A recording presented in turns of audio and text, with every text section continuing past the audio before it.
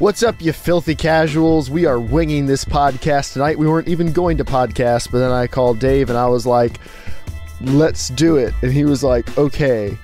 So here we are. I am Germ Gaming, one of your hosts, and I'm joined by Dave, the not so evil Viking 13, and one of our DayZ brethren.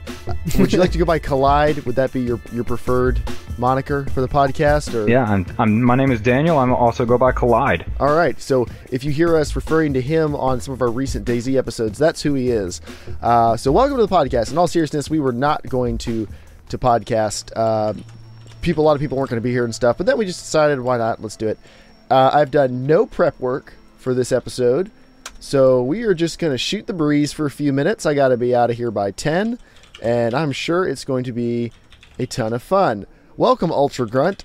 I don't know where you live, but the fact that it is 2:20 a.m. means you are super dedicated, and I appreciate that, so thank you for joining us. You are the man. Let's start with some DayZ news, which is something that we probably don't talk about enough. Okay, so they're rolling out patches like crazy, unlike Battlefield, which we'll get to. Oh, it's insane. Yeah, like they're really killing it on patches here. So they've got this new patch that's currently in experimental. They say it should hit stable February 5th to the 7th, but you know, last time the patch went live a little early, so who knows. I think they've learned a lesson. They're buffering their times here so they can surprise everybody. So main issues. What stands out as big changes in this patch? I got a fun story about the experimental build as of yesterday. All right. Joel was going through the patch notes, and one of the things that is being changed without any details listed is balancing hunger and like stomach contents. Mm-hmm. And Joel's like, I hope they're not making it like more difficult, like you're more hungry, because like you just spawn in dead basically. Well, due to a problem in the patch with the spawn system, every person that joined an experimental server yesterday spawned into "you are dead." Every single person. So, with this patch, DayZ is now the most hardcore game of all time. You play it and you die. More hardcore than Oregon Trail. You got dysentery, which I want. They don't even DayZ. give you a chance. Yeah, they do give you a chance. Yeah. So. All right. That's now fixed, thankfully, as of today. They patched the experimental build. Big known issues. Loot is not spawning in some of the military tents. I wouldn't consider that to be a big issue, but they say that's a big issue, so sure. Some structures in Svetlo, that's their shorthand for the new city, currently don't spawn loot. I wouldn't know because I got into Svetlo. The game ran at 10 frames per second. I fell off a roof and died. Again. So I've fallen off a few roofs. You are now banned from all rooftop duties. I'm serious. I got lucky at the ship. At the ship, I glitched through and fell off like the second story. I wish I was recording and magically was not hurt. I was so bad. I was like, oh, I'm dead. And I was totally fine. I was like, oh, well, this is fantastic. And then 10 minutes later, I fell off the real roof. So... That's one of those like little holes in how DayZ's, well, I guess the real virtuality engine's like physics system works, where it's not really physics. And I hope that once the ragdoll and that what is it called, the bullet physics plugin is turned on, that we'll see better like fall damage and stuff. Because one time I tried to commit suicide off that granary tower in Cherno, the one that's like 18 stories tall, and I landed on top of a fence and then just like slid off to the ground. And I'm like, I'm all right. Like not bleeding, not like any kind of weird Arma like grunting, nothing. Just all right. One new change I'm glad they're making, and I don't know why it's taking this long.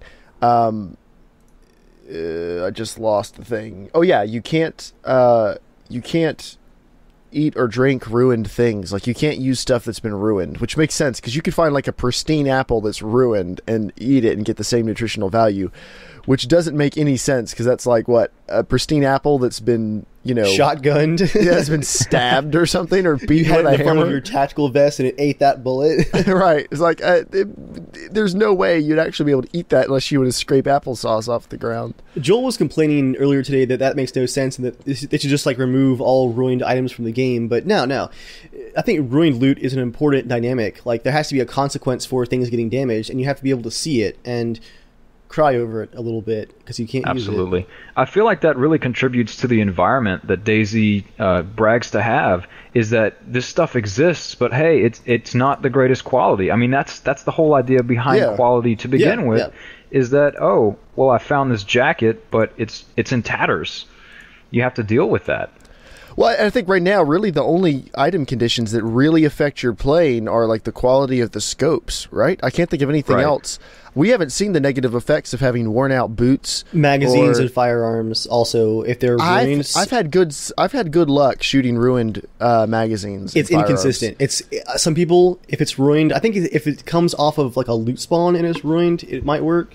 But if it's off of a player's body, it has a chance of not working. Because I've seen videos of people that had ruined loot, firearms wise, that wouldn't fire despite the magazine being working and the ammo being working. So. But it is true that like ruined boots and clothes and stuff don't affect you right now because there isn't really a system for cold or heat or anything like that yet, is there? Right. Temperature is tracked, but not used right now. Like it's winter time in the alpha right now. It never really happened in the mod either. You know, they had the temperature thing, but I never did anything in the mod to make myself warmer. I once got the flu basically from swimming back and forth, ferrying helicopter parts to. What's the island? Swimming with that rotor. Yeah, on my back. I swam so much that I got like sick. I had to actually build a campfire and warm up, which was kind of cool. Really? So it actually did do something in the mod because I thought it just never worked and they didn't bother. It worked at like one of the patch versions, but I think later updates broke it again. So we've talked about them adding seasons to DayZ, which I think would be awesome, but that would really make seasons more amazing. Like what if in the winter, like you couldn't move, like you had to have fire with you, like a lamp or something to keep you warm? Like that'd be nuts. Like the winter would be horrible. So much suffering. I still go back to, I think the ultimate DayZ server, and if there's any way for a private hive to do this, I will exclusively play on this hive. I think it ought to start at 30 days. You know, each server cycle is 30 days.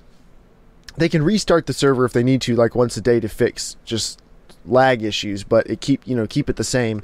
Where you start out with tons of gear. The grocery stores are stocked. There are good cars on the roads. Like everything is great. And then the goal is to survive 30 days. And if you don't, like if you die, you're off the server until the 30 days is up.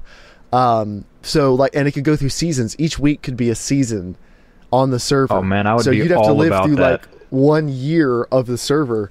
But, you know, it starts out like the getting is good and people are just murdering each other for everything. And then as it goes on, people are going to be more and more careful because they want to live. Wouldn't that be the ultimate mod for DayZ? I like this. Okay, so we already have normal servers and hardcore. What about adding a roleplay hive? Exactly. Like that would be insane. If they want people to still be logging in 2 years from now, like they need to do something like that. Do want... Anyway, back to the changelog. Restrained players can't use the inventory anymore, which I think is good. That's a positive change. You can't pull your shotgun out while restrained. Right, like while you get your handcuffs on, you can't get the guns out. It makes sense. I tried out the bag too. The what is it called? The canvas bag. Burlap sack. The burlap sack. It actually works now, and it's really cool when you put it on your own head, because that's all I could find was my own head. Like your screen goes black, but then like your audio actually like fades out and gets all muffled. Like walking around in the building that I was in, I could hear my footsteps like echoing through the bag. It's kind of cool. The FN. This is something we've been looking for. The FN can be chambered with a single round now. Yeah, boy. Which we wanted that more when FN mags were like the holy grail of DayZ spawns, but now if you can find an FN, it probably has a mag in it, so that's not that hard. Hunger and thirst I spent 2 weeks looking for one. I finally found one last night. Well, now they've made all the nice crazy. guns spawn a lot more, like they're a lot more rare now, which is good. We used to be like all of us had M4s within an hour of hopping in for the first week or two, right. Yeah. And now it's not like that at all. Although I guess we all lost our M4s the other night, didn't we? Yeah, so that's not good. Yeah. Oh, That's a shame. Spoiler alert. Spoiler. Uh-oh. Let's just say in DayZ episodes coming up soon, there is going to be some intense action. I think me and Jeremiah are swapping like 7 gigs of footage each back and forth. I mean, this some serious stuff went down in DayZ. But don't get too excited. We weren't that awesome. But I bet it was awesome from their perspective.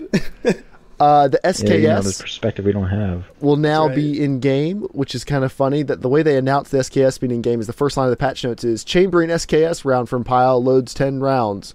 Like, instead of mentioning, oh, there's an SKS now.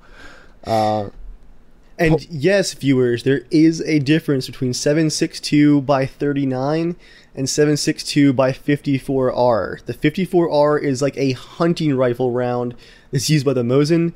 The by 39 is the assault rifle round, which the SKS uses. Tell people the cool thing you learned about the longer round today, though. Oh, okay, right. So if you guys want to see a serious round from World War II, look up 7.62 by 54R. That's the Mosin round. It's a massive caliber. It's a beast. That rifle will put people down. I just learned today that the PKM, the light machine gun, which in most video games is crummy. It was pretty good in Battlefield 3. They got it right. That machine gun uses 7.62 by 54R, the Mosin round, in a metallic linked belt. It's a fully automatic hunting rifle, basically. It's a fully auto Mosin. Yeah. Which, like, that and the M60 are probably the two guns that should be the most overpowered in all games and just aren't. Like, yeah, and in most cases, I think in Battlefield 3, it had a slower rate of fire like it does in real life because it is cycling a hunting rifle round. Yeah, like every round should be able to kill you. Several times over, possibly. Even my Carcano, it shoots 6.5 by 52. It's a freaky caliber. Let me dig one of those out. Actually, they're really cool looking bullets. They're not easy to find, though. Don't forget to describe them for our listeners. Oh, yes. For those of you listening at home, the Carcano is the gun that shot Kennedy. Really, you lead with that? Well, that's how most people would know it. Like, it's a hunting rifle. It's similar to a Mosin, actually. This is a Carcano bullet. You notice it is really, really fat. That's where all the powder goes. Then really, really thin. So 6.5 millimeters. So the length is about the same as the bullets we're talking about. They are a little bit fatter up top, though. The overall force is pretty similar. But the PKM is even stronger than this. And I've shot this, and it doesn't have much of a kick, but it destroys stuff. It is a nasty, nasty round. Hold it up again, Jeremiah. Okay.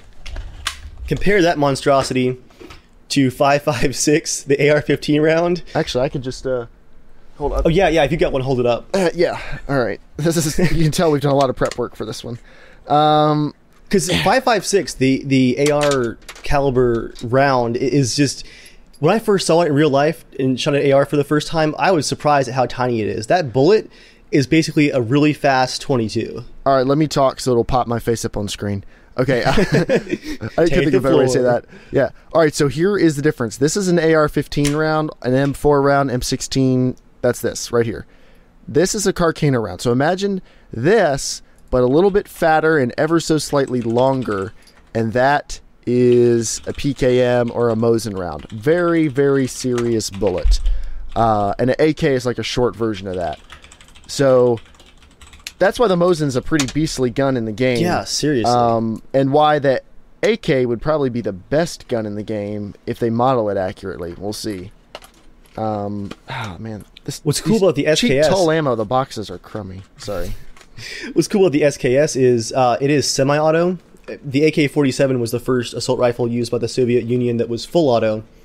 But the SKS does fire basically as fast as you can pull the trigger / click like it does in real life, which is really cool. Like, if you can control the recoil, you can really get out some panic fire.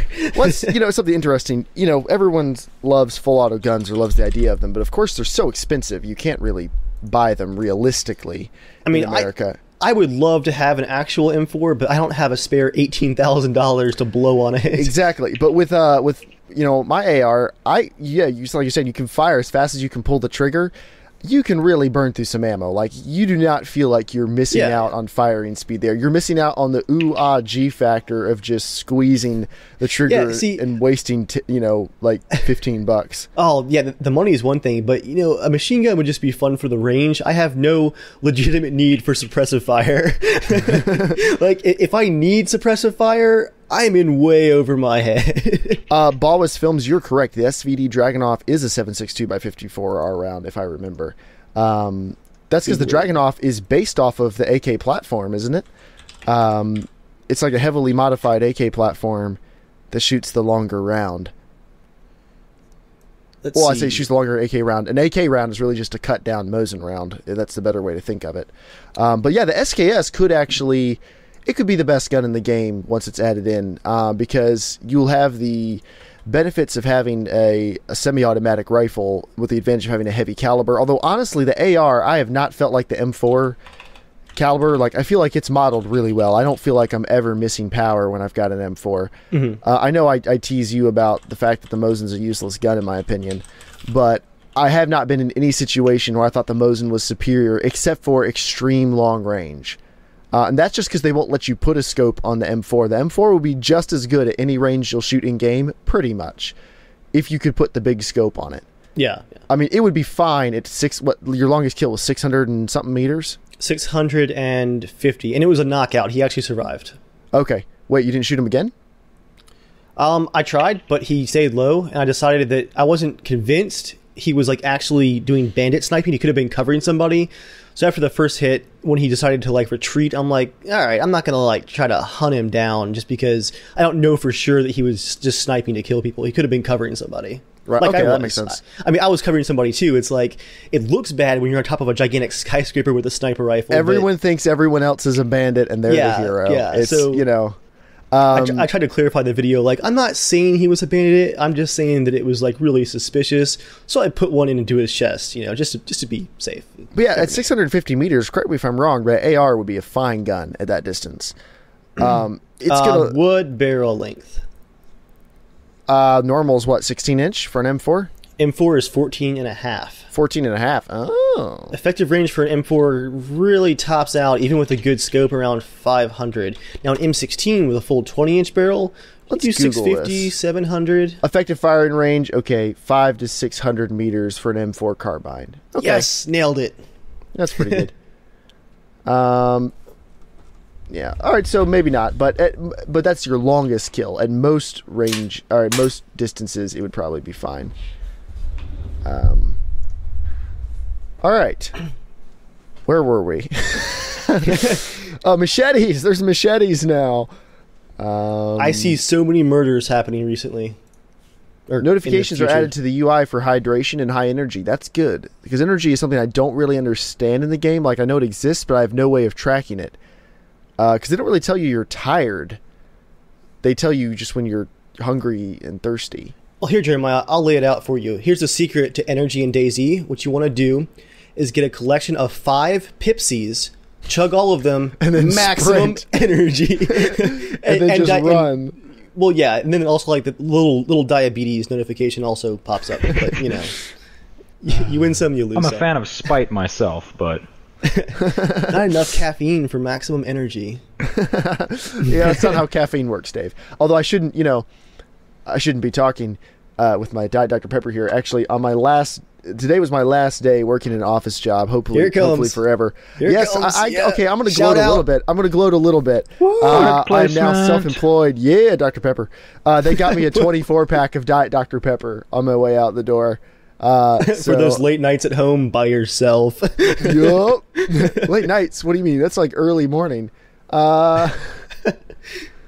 a.m. editing nothing photos. Wakes you up like some omelets and some Dr. Pepper. Oh, that is horrifying. I don't know if my wife... You know, this sounds awful, but that is my go-to drink in the morning. like people have coffee, I have Dr. Pepper in the morning. I eat pretty healthy normally. I'm making it sound like I'm a terrible person. Not everyone is like Dave with his infinite metabolism. Okay, so for dinner tonight, I was in a hurry. Got the cookout tray, bacon cheeseburger. I've had one of those, and I felt like I was gonna die. Well, it was like at 9 o'clock, so I hadn't eaten in quite a while. Bacon cheeseburger, Cajun French fries, and a cheerwine float with vanilla ice cream.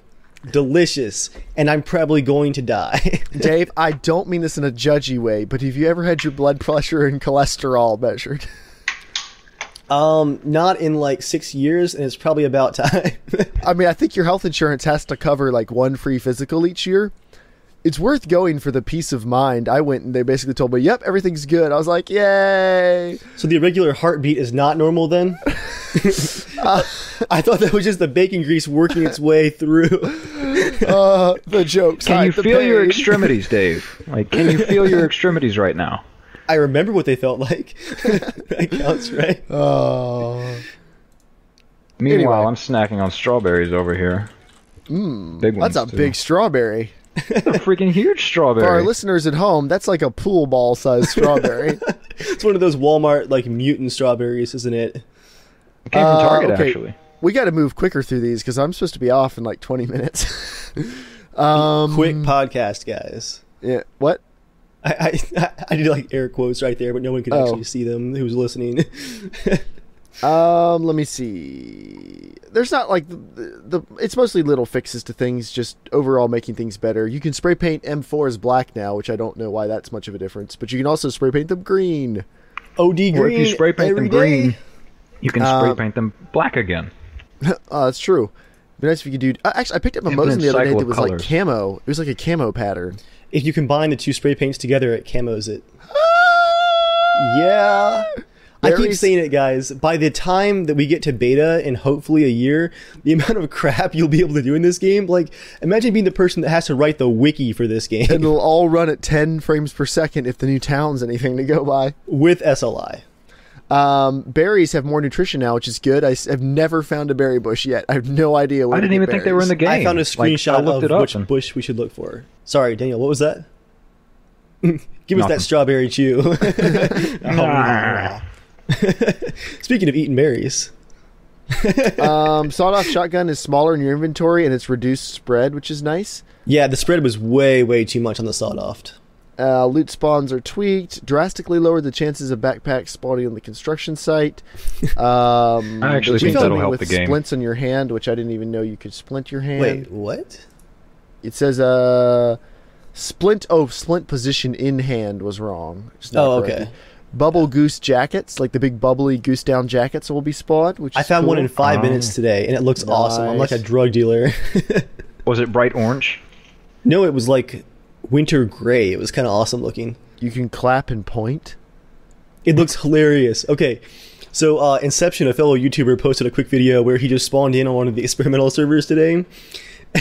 Quickly beat 2 new spawns to death at Solidity, then clapped over their bodies while pointing at them on and off. It was like beat, clap, point. I don't know why, but like it was just hilarious. All right, that's most of the DayZ stuff. That was Dave, an awkward simultaneous sigh of contentment. there is a patch out for Battlefield.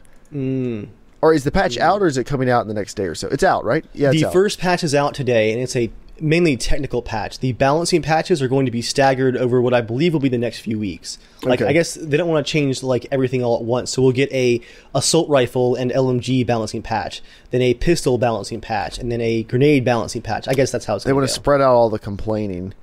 Okay, Alan Kirks today on Twitter, poor guy is getting reamed from every direction. I mean, He's in a bad situation now. Like, there's nothing he can do to make people happy. yeah. I mean, I'm guessing. I think part of the rage was over some of the unlisted changes in this patch, which was just supposed to be a technical patch. And one of those changes, I think, was for the diffuse game mode, which is the more competitive mode. I've never played, but apparently it makes. What's diffuse? I think it's like a competitive version of obliteration. I think. I do own this game. I don't know. I think it's like SWAT mode combined with obliteration, like SWAT mode from Halo. I don't know. Basically, it makes some important person in that mode like constantly 3D spotted, as if you were like HVT or something. And competitive players are pretty upset about that because it makes competition a bit difficult when your, I guess, main important guy is constantly spotted. Outside of unlisted broken things, the mantle patch was part of this too. And I've seen graphs from Reddit users showing a 25 to 60% improvement using Mantle over DirectX 11. But that's only on AMD cards.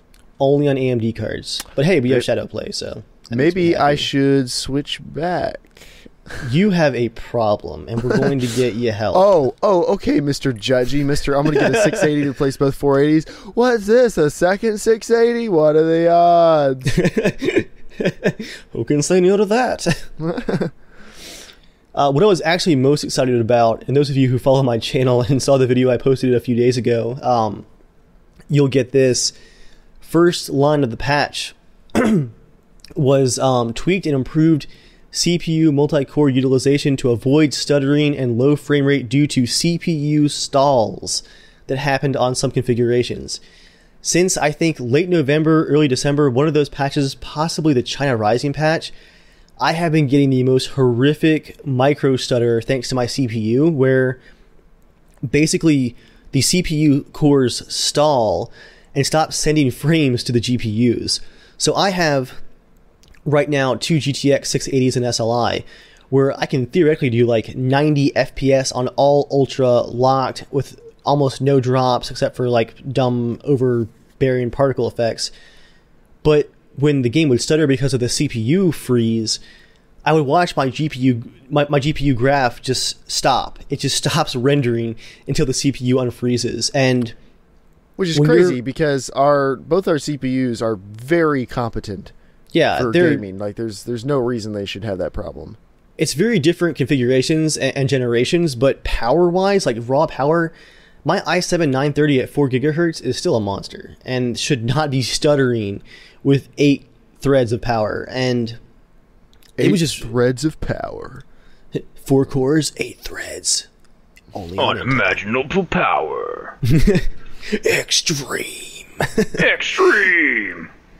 Yeah, it was just, especially when you're flying a jet. I love flying jets, and I would like come in to make an attack run on a tank, manage to kill it in one pass, but as the tank exploded like 15 feet below me as I'm starting to pull up, my game would just freeze for like an entire second. The whole time my jet is still going full speed. So as my game is frozen, I'm like holding my pitch up and like accelerate and like pull back keys, and just hoping that when the game unfreezes, I haven't smeared across the ground. And frequently I would come back to just being dead from hitting something without being able to see it. Here's what I hope they haven't fixed, because really this is my favorite glitch in any game ever. I know what's coming. I really hope they still have the glitch where the forward key stops working all of a sudden for no reason. Because the way I see it, like, no matter how bad any game I've ever played was, I don't think I've ever played a game before Battlefield 4. Any game. I'm including Operation Flashpoint in this. By the way, Codemasters Humble Bundle sale out now. Don't buy that game. Pick up Operation Flashpoint so your CPU can melt, just like Chris, the Silent Destroyers, did. I'll retell that story in a minute. But Battlefield 4 is literally the only game where the forward key didn't work. And I don't feel like there's any way I can say that doesn't oversell this, or that oversells this. Going back to flying air vehicles, just imagine you're in a helicopter, you're flying between skyscrapers, you're at 10 miles an hour. Yeah, you're flying your gigantic bus with missiles. You're flying your blimp.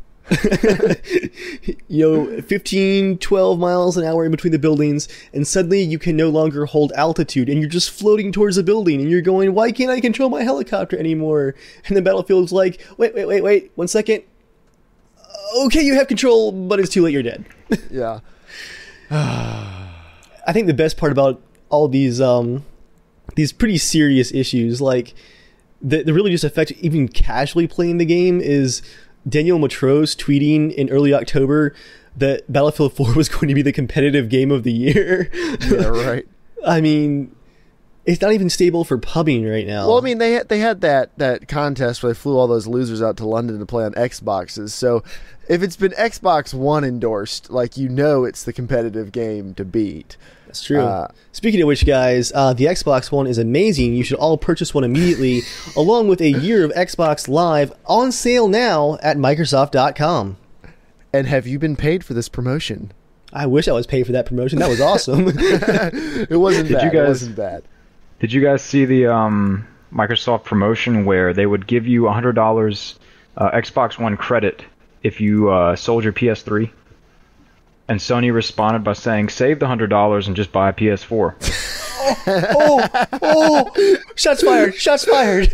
They've been killing it this year. Wait, could I have sold in my broken PS3? Oh, did you get rid of it already? I don't know if Chris threw it away. I didn't have him mail it back. I just said he could have it. I'm assuming... How kind of you. For all I know, it's just the hard drive, and it works fine. But it's not worth... I don't need it anymore. It's not worth mailing back. I mean, it was kind of a hunk of junk at that point. Yeah. I ought to ask him if he still has it. He's probably thrown it away. He's in California right now, though, so... he and Steve have not been on the podcast in a while. We're going to vote them out, but... Bunch of slackers. Exactly. They did play Arma with us, though, and that mission was awesome. That mission was awesome. You should go watch it on my channel. It's better on my channel, Germ Gaming. .com. I don't have that .com. Should I buy that .com? I'm not sure if I should. It's probably too late. Someone's beating you to it right now. You've got like 30 seconds, Jeremiah. Someone is going to it right now. Speaking of which, I need to put this... Actually, I'm going to go ahead and put it live tonight, the second part of that mission, so here we go. It's all up on my channel right now. You guys are behind the curtain right here with the secrets of putting a YouTube video live. Save. No, then you got to wait while it forgets everything, and then you have to save again. Oh, yeah, and then it doesn't send it out to your subscribers, so it's live, but no one can see it. Is that how I had a video get to 44 views in 2 days? It's amazing. Thank you, 1,460 subscribers. I think in the last week, at least half of my videos have not been sent out to subscribers, and people don't watch them until like a few days later. That's like 3% of my subscribers, if I'm doing the math correctly. I'm probably doing the math incorrectly. It doesn't sound right. Yeah, that's a little low. Wait, no. Hold on. Wait, actually, that...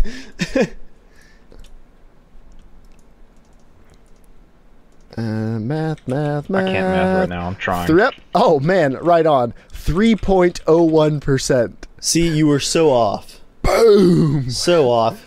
No, that was actually one of... I was always good at math, but I hate it so bad. And that just illustrates the whole problem. Like, I was right, but I was pretty sure I was wrong. Because anytime I do math, I just feel sad inside. But it's okay, guys, because I quit my job. So everything's going to be fine. So now you can not math whenever you want. Woo! As I said before the broadcast, guys, welcome to Poverty Cast 2014. Jeremiah is about to become destitute, so let's just watch. While we're winding down tonight, Collide, let's talk about you, buddy. Oh, goody. Tell us about yourself. Oh, man. Well, you guys can blame Dave over there for getting me into PC gaming probably, like 4 years ago? That guy right there actually was one of the team that actually built my machine. I'm still learning how to do all that stuff myself, so... But that was great fun. Daniel, I'm actually... Was your computer the one that we built at work together, like on our Friday as a team? At work together for like 3 hours. That was amazing. Like our boss was involved. Like our boss was like, no, that goes over there. And actually, has that ever been on the podcast? Is he trying to imitate Yako? Yep, that was amazing. Wow, I wish he was here to hear that. Yako actually helped build that machine as well. So I've been PC gaming exclusively for probably 4 years now. Always was into some role-playing PC games when I was younger. Baldur's Gate, Roller Coaster Tycoon, pretty casual stuff. I'm where I belong, I guess. But just lots of good fun. I live around some of these guys. Just hang out with them every now and then. You guys want to know anything else? What exactly did you want? I guess that's how you became part of the group was through Dave. Now you played with us some in the mod last year, right? Oh yeah, definitely. Late, very late. Because there's probably been like 10 different people who have played the mod some, and I think you were the ones you played it more. I'm pretty sure.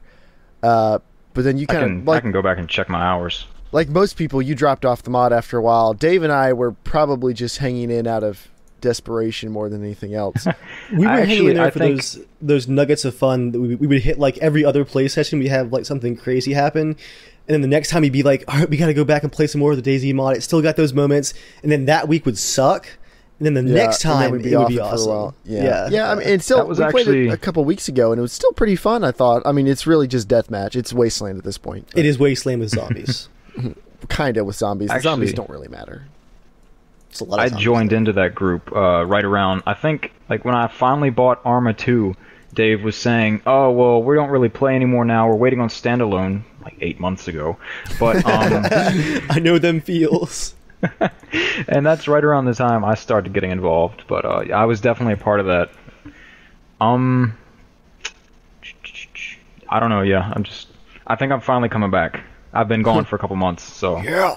hopefully you guys get to see me. I enjoy trolling Joel. Joel likes to troll everyone. I like to troll Joel. So hopefully I'll be able to mess with him a lot in the coming weeks and months. Awesome. Yeah, we're probably have to add you to the intro because you're more consistent than some of the guys now. I already recorded an intro for Daniel. Oh, all right. Well, Dave was Which on one top did you of that. pick? It's actually pretty sick. He's walking down the railroad tracks towards the new Sick town. meaning good, people who were born after 1990. Sorry, go ahead. Wait, what are you trying to say, No, man? I'm done. This 90s kid needs to go to bed. It's late for this old timer. I had one more thing actually to throw in there. Gun news. Glock has announced the Glock 42. Did you see that, Dave? Yeah, it's awful. It's stupid. What? No, it's not. The Glock 42 is a single stack 380 that's a quarter-inch thinner than like... Oh, nice image there, Daniel. It's like a quarter-inch thinner than any of their other guns.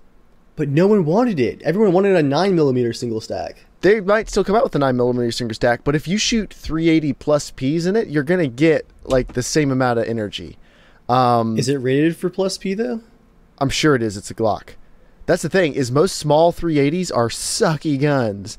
I had a Keltec P3AT for a while, and that gun was the worst. It felt like you were holding it with two fingers. It hurt. It bruised my finger, firing at my trigger finger because it kicked so hard with such a tiny frame. Purely, man. No, they're awful. And sometimes you'd pull the trigger all the way down and it wouldn't fire, which for a carry gun, to me, was kind of like a no-win. But And if wasn't the trigger pulled just like awful too? Just absolutely. Yes, it was long and horrible, and it wouldn't always fire. So there was that. I traded it to a dude for a Chiappa 1911 22, plus some money. I don't know what happened to the Chiappa. I think my brother has it.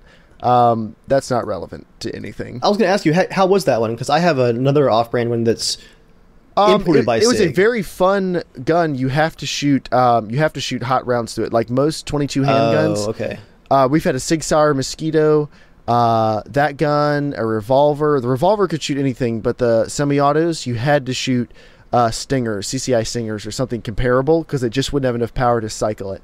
But anyway, the Glock, one thing you can count on with Glock is they will fire every single stinking time you pull the trigger. Like, that's what you can count on. They're ugly, they're uncomfortable, they cost way too much used. They're pretty much the Honda Civic of guns. And so with the 380, that is a gun I would feel confident carrying as a small gun. My main carry gun is a Beretta M9. It is the opposite of small. Nothing about it is small, and it is pretty much unconcealable. And I'm a fairly large person, and it's hard to conceal unless I have a large coat on. So I would carry one of these in a heartbeat. I don't know if I want to buy one. I'd rather get a single stack 9 just to share ammo. But I think that's a cool gun. You think it's dumb?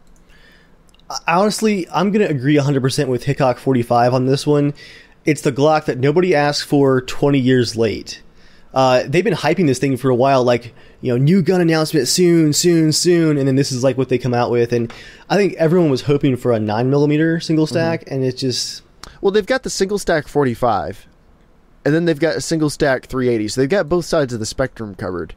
I mean, I feel like that's a pretty good range. Like, I'm not trying to be stereotypical here, but like a girl's Glock, I mean, women can shoot the smaller Glocks or even some of the larger ones. Like, they're not that hard to shoot. My 12-year-old sister shot my M9 with zero problems, but the girl's gun typically means like a 380, a smaller, lighter gun that's easier to conceal in women's clothing, something like that. Ironically, somewhat, a smaller lighter gun is frequently more difficult to shoot well and to enjoy shooting. It is. So, and proper concealment's really about clothing choices and proper holsters. Doesn't your wife conceal like a full-size M&P? An M&P 9 in a this is my CZ one, but it's a crossbreed super tuck leather and polymer holster. And when she told me she was carrying it, I would not have printed it at all. Like, I would not have noticed. So I mean, you can carry a bigger gun. I'm not saying you can't, but typically 380s are good for people who want something really small. Like, you can put a 380 on your ankle. You can get pocket holsters for a lot of them. Like, you can fit them pretty much anywhere. So I think it will be a popular gun. If they come out with a 9, I'd be more. Sorry, go ahead. I'd be more interested in a 9. You're right, but go ahead. You're good. I was going to say a quick shout out to Debbie, who is actually now the wife of Dr. J, who's watching us and says, "You better watch yourself, Jeremiah." About what? You talk about your girly guns. Oh, no. All right. All right. Don't forget that we bought them a 1911 for their wedding present, and she outshot John with it. So there's Debbie, that. I've only met you once. Okay, so we don't know each other that well. Let me clarify. All I meant was it's stereotypically women's guns are referred to as the small frame guns. It's definitely I think women are just as capable of shooting any gun as men. There really is no physiological difference that would mean women can't shoot the exact same guns. I mean, they're not like... I mean, your hands would have to be like this big to not be able to shoot most modern handguns. Like, they're pretty much one size fits all. Yeah. And the recoil's not bad. Like, there's no... I mean, my wife has shot the AR. I'm pretty sure she shot my pump shotgun. She shot all my guns, and there's no limitations that I've been able to see at all. Other than most women don't seem to be nearly as interested in guns. That'd be one limitation, is they tend to start rolling their eyes, at least all the ones I know. But that might be more of my problem, that feels like. That doesn't feel like... You just gotta convert them slowly, Jeremiah. Yeah, that doesn't feel like a gender problem. That feels like a your hobby is dumb problem. Seriously though, I always find it ironic that the kind of stereotypical guns that like a gun shop owner will suggest for a woman, like a Hello Kitty Glock or a pink AK or something. It's like, why don't you put glitter on it and be more condescending? Please go ahead. Even worse than like the color options is when like a woman comes into a gun shop, and I've heard people on r/guns talk about this all the time, and I've seen it being in a gun shop before. And a woman comes in looking for a gun, and what do they offer her? Like, oh, here's a 6-shot revolver with a 2-inch barrel. Like, that's going to be fun to shoot. Learn how to shoot with this sucker. I'm like, I don't want to shoot that. That looks like it's uncomfortable and my mom wanted a concealable gun that was dead reliable, so she got a Smith & Wesson J-frame hammerless revolver, which is a very reliable gun, and it's very small. Don't get me wrong. It has a 1 3/4-inch barrel. You might as well just throw the bullets, because at 20 feet, you're not hitting anything. Your best bet is you might as well be shooting it sideways, gangster style. She carries it in a fanny pack. Not kidding. A fanny pack Velcro belt pack thing where you grab the sides and pull them apart and the gun comes out. It's really pretty cool and horrible looking. With a gun like that, you might as well just pull it and be like, loud noises. This is the woman who raised me. I have to support her. Actually, it's very loud. Because of the short barrel, it's louder than any of my handguns. So it's very scary. But yeah, it is so useless. And the grip is so tiny, it cramps my hand to use it. But I don't know. It's a cool gun, I guess. Debbie says that the only thing she's rolling her eyes at is you. Okay. Where is she commenting? I'm not seeing any of this. She's getting me on Google Chat here. She's creeping us tonight. Oh, on Google Chat. Hey, why don't you comment on the video like everyone else, Debbie? And while you're at it, Debbie, leave us a like or a subscribe. It really helps us out. It really helps us out. Favorite, share with your friends, share to your Facebook, share to your Twitter, share to your Instagram. Mm-hmm. Favorite it twice. But yeah, back on the Glock. I do want to touch briefly on the way out. We have been trying to plan which gun I wanted to get my wife, and she was okay with carrying a gun in her purse, but I didn't really want her to carry one in her purse because her purse is large and she frequently loses things in it for several seconds at a time, which is fine. That's not a big deal. But if she's got to pull a gun quickly, I would prefer that to be a kind of no-lose situation. I can link you guys to, we found a really great company. It's handmade gun purses, basically. Wouldn't happen. No. It wouldn't happen. No. She changes purses. That's the thing. She's got different purses for different things. So, I mean, she really likes her purses. I have nothing against the purses. It's just not a good place to carry a gun. This podcast is going in a weird direction. I realize this probably sounds really sexist. I am not trying to do that at all. All I'm trying to say is she isn't going to carry one in her purse, most likely. Yeah. So I'm trying to figure out where the best place to carry one would be. And my gun is way bigger than anything she would want to carry. I mean, the M9 is a big, heavy gun. It's not. I got it to target shoot with. I don't even like carrying it a lot of the time. She wanted something small and compact. Her brother got a Ruger LC9, I think it is. It's the compact 9mm. Mm-hmm. and it's a double action only. I just didn't like shooting it. Very uncomfortable trigger, but it is a great gun. Very reliable, very small. It's a good gun. I didn't enjoy shooting it. So the easy shooting of a Glock in that small frame, I think that's pretty much exactly what she would be looking for. Because it's another one of those things where, like, she doesn't care as much as I do. She wants one, but she's not going to go hold 80 of them at a gun show to see which one is absolutely perfect. So if I'm going to make recommendations, I feel good about recommending a Glock. Yeah. You really can't go wrong with the Glock. It's just that the product that they actually came out with could have been better. It's just not what people actually wanted. It's not necessarily a bad product. It's just that it's filling a need that not very many people were asking for from Glock. Here's an idea. And Dave, you probably know a reason why this wouldn't work. And yes, we're going a little bit past 10, but it's all right. I'm good. So most people, when I take them to shoot the AR, think it's going to have a ton of recoil and be super loud and like going to be so horrible to shoot just because it looks, I don't know, big and scary. You know, it's black, it's scary. People who haven't shot guns before tend to think that. Now it is extremely loud. It's an incredibly loud gun, but it has very little recoil, like much less recoil than people think it's going to have. Going back just briefly to Hickok 45 again, he's 68 years old. He has a YouTube video describing AR-15 recoil where he shoots it with one hand, like just holding it out like this, like bang, bang, bang, like a whole magazine. It's got no recoil. It really doesn't. Why is there a reason we don't have 5.56 pistols? Gosh, there was a discussion about this on r/guns. That would be a guns. powerful round. Yeah, I think it's because of the barrel length, like fat magazines. Actually, I'm thinking now. I don't know what type of magazine, like, that thing's going to have to, that grip is going to be like this big. Yeah, well, I mean, look at the magazine on the AR. Imagine trying to conceal that thing, even like a 10-rounder or a 20. Deagle. We need a Desert Eagle that's chambered in 5.56. I think a big part of the problem is actually barrel length, where the 5.56 round has to engage the rifling for a certain distance, otherwise it will tumble and lose all accuracy. And I think it's around 10 inches is like the limit. Okay. Where it's going to lose all of its accuracy. I'm not an expert on the ballistics. I've only read bits and pieces of other people who are much smarter about that kind of thing talking about it, but that's what I understand is because pistol cartridges have to be specially designed for the shorter barrels. Okay. That's the basis of it, I think. I mean, that makes sense. I assumed it was something like that. I wish there was something they could do, though, because that would be a great combination of not a ton of recoil and a super devastating round for a pistol. Yeah. Yeah. Now I wonder with that Glock 42, most Glocks have conversion kits. I wonder, could you get like a 357 Magnum conversion kit or 357 SIG conversion kit? You do hate yourself, don't you?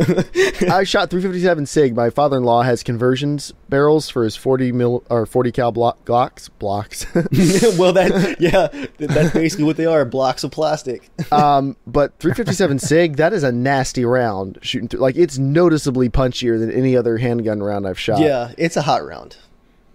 So of course they're expensive too, but if there's any way to shoot those through like that Glock 42, I would be in line. With that small frame though, that sounds uncomfortable.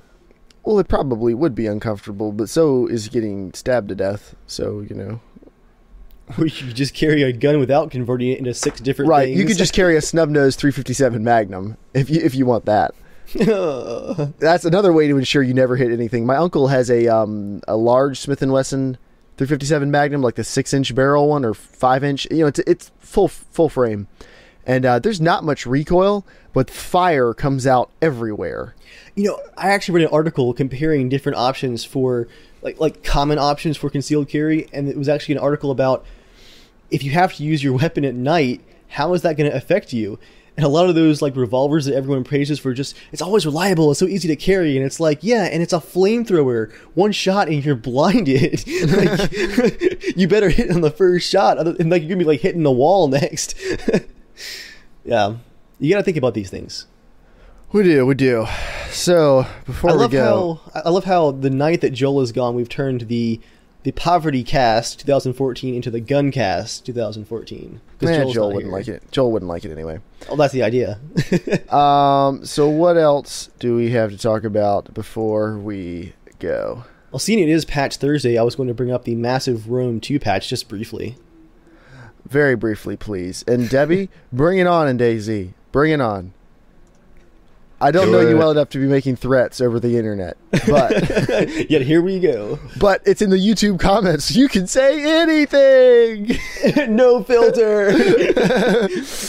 No brains. All right, so please leave Room ASCII Patch, art.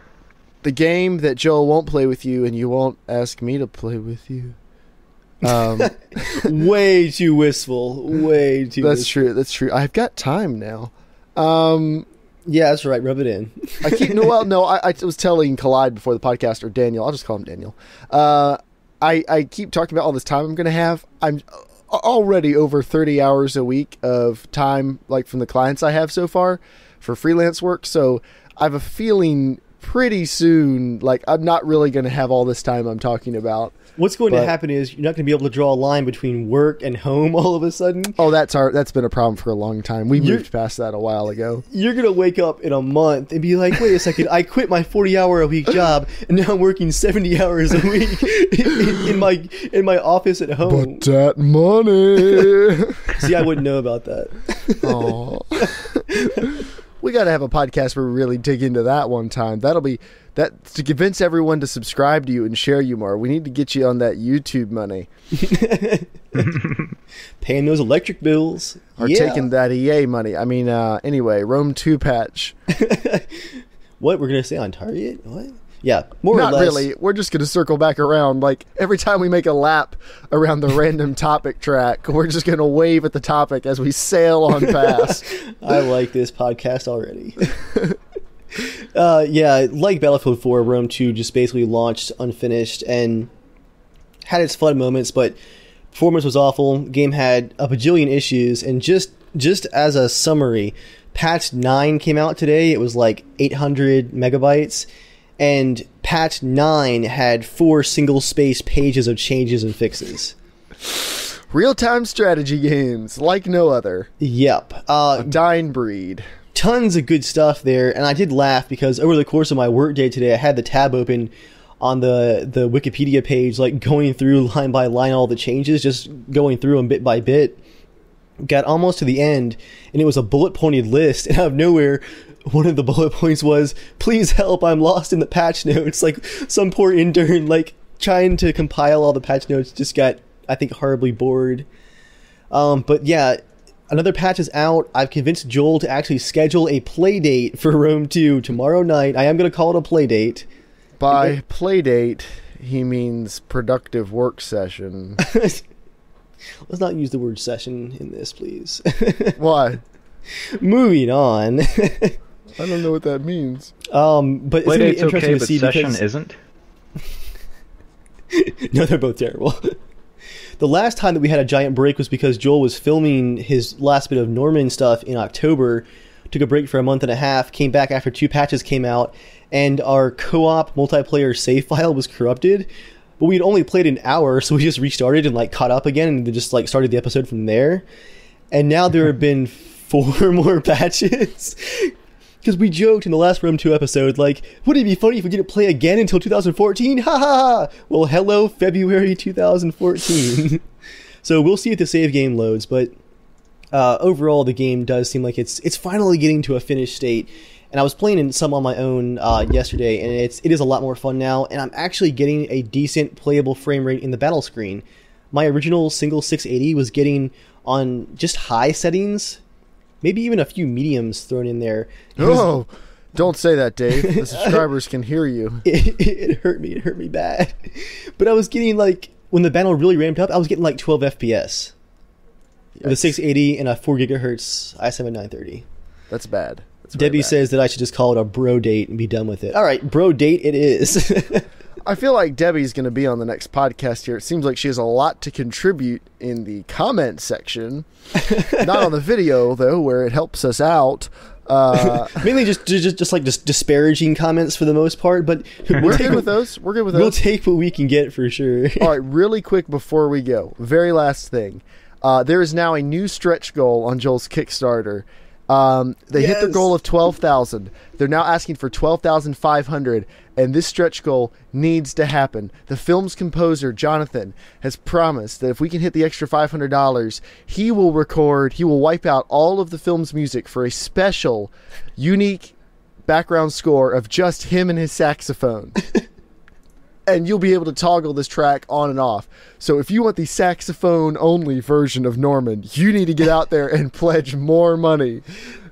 I can't tell you how much this needs to happen. It's going to be amazing. Joel was actually describing it to me earlier where, like on the Blu-ray, he wants you to be able to go into the options menu where like you choose your sound, like 5.1 high definition surround sound. So it'll be like 5.1, 2.1, and then just in all caps SAX. It's just like the sax track. And I hope he does like jazzy film noir, like doo doo doo doo in the background. Just Well, here's the cool part. One of my supervisors at work actually plays the saxophone in Joel's occasional restaurant background music band. It's the same guy, right? Yeah.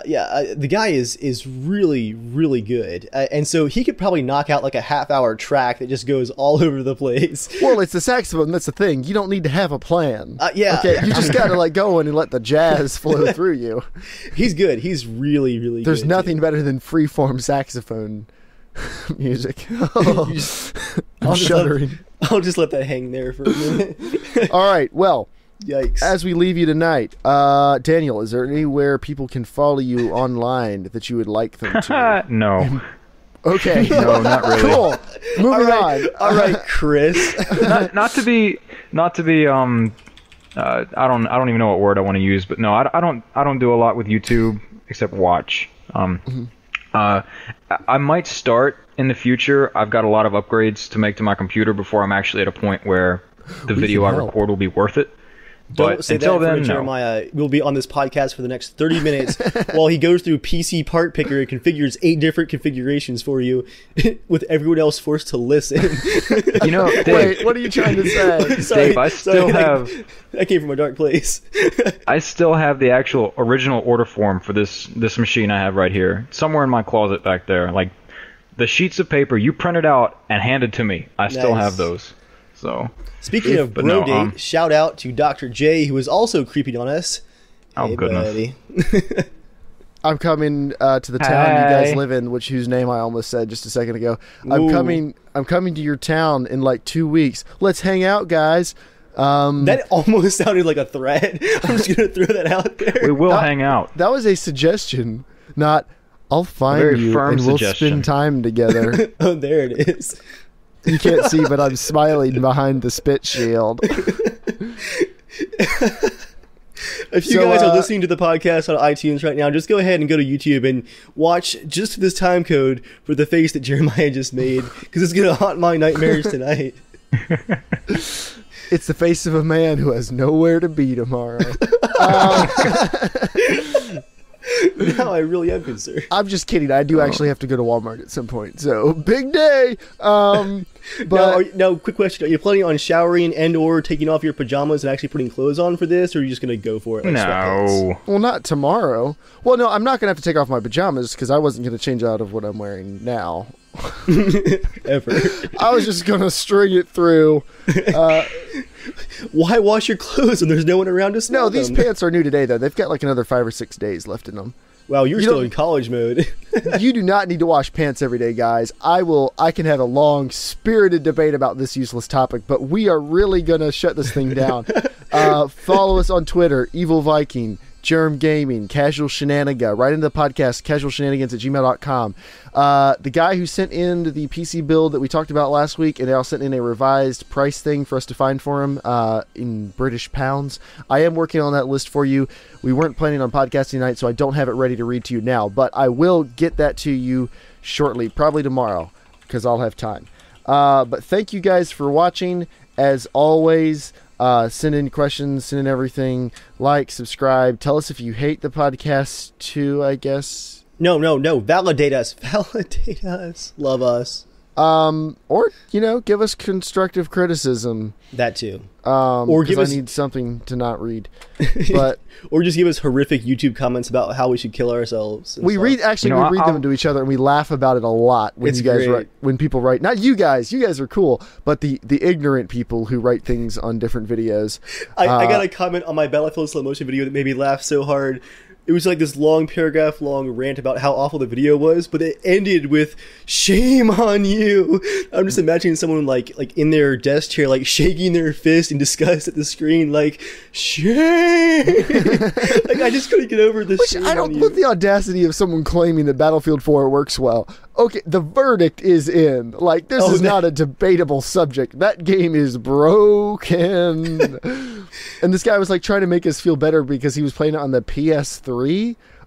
If there's can't think of a worse platform to play Battlefield 4 on than a last generation console.